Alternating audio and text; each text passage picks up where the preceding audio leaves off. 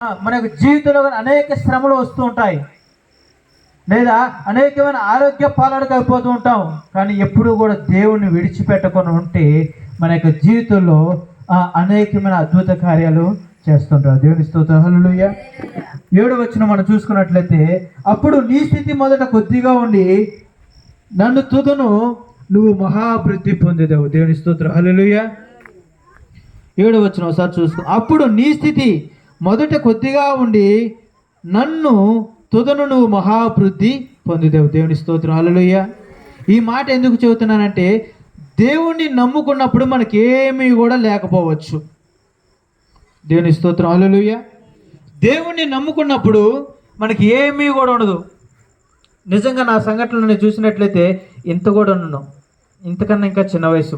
మా తల్లిదండ్రులు దేవుణ్ణి నమ్ముకున్నప్పుడు పాస్టర్ గారు మా దగ్గరికి రావాలంటే కనీసం 30 కిలోమీటర్లు ఉండేది.